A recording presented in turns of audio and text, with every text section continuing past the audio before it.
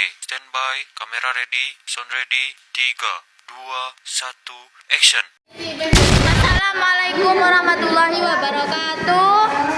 Baik Bapak, saya mau mempresentasikan, tapi di sini rame Pak. Saya akan mempresentasikan matkul studi hadis dari bab 1 gitu toh.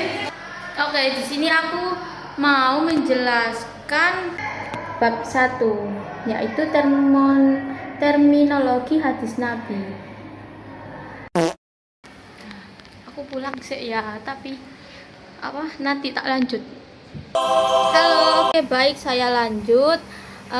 Bab 1 itu kan menerangkan tentang terminologi hadis Nabi.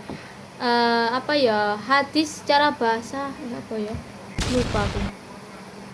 Baik, saya lanjutkan yang tadi.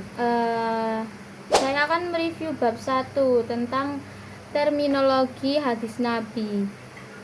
Apa itu hadis ya? Hadis secara bahasa itu ucapan atau perkataan. Nah, sedangkan secara istilah adalah sesuatu yang disampaikan kepada Nabi Muhammad Sallallahu Alaihi Wasallam berupa perkataan, perbuatan, atau ketetapan. Nah, di sini ada perbedaan tentang hadis, sunnah, dan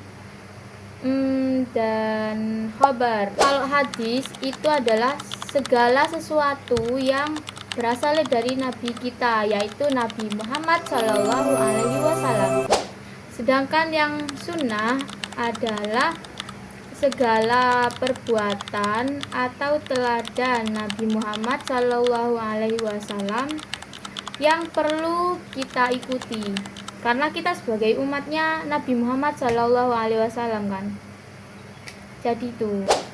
Terus yang ketiga itu adalah khobar. Khobar itu apa? Khobar itu yang informasi atau yang menyampaikan. Salah. Khobar itu adalah berita atau informasi yang berkaitan dengan hadis gitu loh. Terus selanjutnya ada juga unsur-unsur hadis. Nah, unsur-unsur hadis itu ada 3, sanad, matan, sama perawi.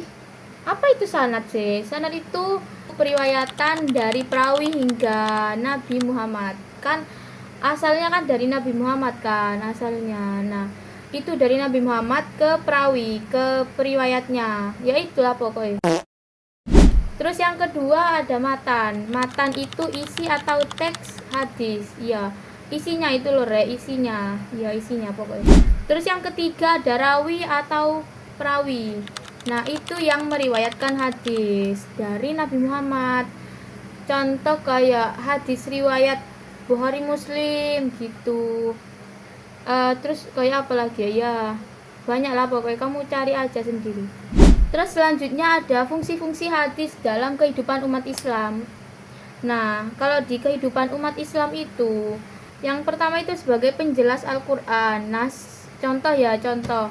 Misal di Al-Quran itu ada anjuran, ada peraturan disuruh sholat. Nah, tata cara sholatnya itu ada di hadis gitu kan. Sepengetahuanku gitu. Terus yang kedua, sebagai sumber hukum ajaran Islam setelah Al-Quran. Ya kan, benar, berarti Al-Quran itu kan kalam Allah ya, peraturan dari Allah gitu rek.